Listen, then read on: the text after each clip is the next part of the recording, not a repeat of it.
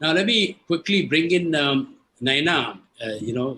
On gender equality, I couldn't find anyone else do the justice to the theme. Over to you, Naina. SDG 5. Thank you, Mahendra. And while my favorite subject is everything to do with environment and climate, I believe women underpin everything. So for all the amazing and interesting interventions that went before me, women and gender diversity did get mentioned. I'm very happy to see.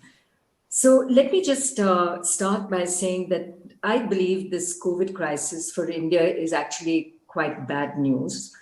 For everything that affects women, whether it is migrant labor and livelihoods, the effect therein is being felt through the microfinance institutions for whom the self-help groups, where women are central, are key. And there has been a huge drop because of our own financial crisis through the NBFC world of microfinance institutions and the quantum of lending that is going in to rural India. And women self-help groups, therefore, who have been beneficiaries in the past, are hurting quite badly.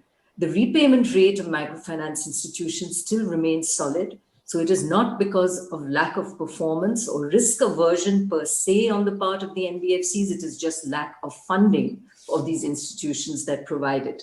So right at the bottom of the pyramid, we have an issue with the way women are being dealt.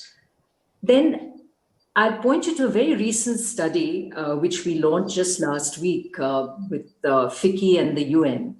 And the study, again, is frightening. 40% of women entrepreneurs reported monthly sales decrease of more than 50%. So the industry in India, the MSME sector, are all hurting. Women-dominated industries have tended to suffer more. And I think the analysis is possibly because they're in sectors like apparel and goods and accessories, which have suffered more than others, to some extent, restaurants, etc. So what we have is for a few that managed to reinvent themselves towards home delivery and were able to use the e-commerce systems that came available, they have managed to reinvent themselves, but many have shut down or indeed have seen a huge drop in their businesses. Then another statistic, which was equally scary, is that 24% were not even aware, and these are women entrepreneurs, were not even aware about interest subvention schemes that were available through the Atmanirbhar Bharat program. So for my offshore attendees today, this is part of India's program in terms of self-reliance and supporting industry in India. So awareness and how we are communicating is clearly not reaching important constituencies like women entrepreneurs in the MSME world. And so we have a role of communication, which was mentioned by a couple of people. Communication to people is important. Communication to women specifically needs also to be tackled. And then the third frightening statistic is the banks, where 50% of the women that applied for loans over this COVID era, where the banks are supposed to be supporting MSMEs as per directives given by the Reserve Bank of India and government, 50% of the loans were rejected. And again, one looks at why, and if we were to dig deeper, one of the interesting factors that is emerging is women tend to have less of credit history because they are not borrowers per se. So when you go to borrow at times like this, under schemes that are available to you, the bank throws back the fact that you don't have credit history. So it's a very unequal world out there, and one that needs resolution, where I believe for all that we say in terms of the diversity agenda, India right now is moving backwards. And some of these can be quite easily resolved if we go in to tackle the issue before it's too late.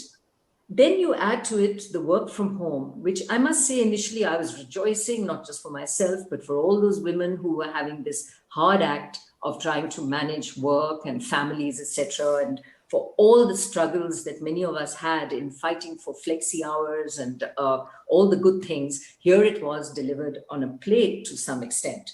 However, again, statistics are showing that women are having a very tough time balancing 2 kids at home, schooling at home, husbands at home, cooking at home, etc. And the double burden of being a family provider, which role in terms of the social context in which women exist in a family, and their work for those that are employed, and many are actually not enjoying this work from home at all. So we have, all of this ahead of us to sort through. So I'd just like to end on a bit of positive news, and that is India right now is doing pretty well in terms of board representation. We have come out 12th in the World Economic Forum study, 12th in the world. Doesn't mean we can't improve, but 44% of Nifty of our 500 top companies in terms of market cap have 2 or more women on the board. And the regulatory one was, in fact, of course, a big step forward in this. We went from only 6% representation March 2014. This regulation of mandatory 1 woman on board took us to now what is 17% as of the 30th of March 2020.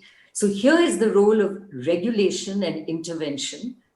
Much as I believe in terms of corporate best practice, and I love the Tata Chemicals example, where we do have, fortunately, industries like Nestle, like Tata Chemicals, who embrace what is good and they provide the benchmark for the industry to take it forward. But we don't have this, unfortunately, across the board. And as a result, it's important that we have regulation that pushes that agenda forward and pushes it in the right direction. Because as we see now, Goldman Sachs has announced that it will not IPO a company in Europe or the US unless there's 1 diverse board member as of 2019, and it's going to be 2 as of next year. We had seen large investors like Blackstone, and we've always had large investors like Norges Bank, etc., that have looked very hard at human rights, diversity, and of course, the whole range of important SDG issues which we have discussed. So sometimes intervening in time by government through regulation can help companies in the right direction when they don't get it. And the diversity agenda on boards was one of those where we have seen some advantage. So at least our listed companies are not trailing too badly when we look at the world and the way it works. Still a ways to go. And I think I will just end by saying, I so agree with Suresh on culture. It's all very well to tick the boxes, but unless the culture is right, the culture in society in terms of respect for women, the culture on a board in terms of the way they embrace diversity, the culture of a company, and in terms of fair and equal employment, we will always be struggling to really show the true outcomes and gains of what we embark on. So that's all from me, Mahendra. Thank you.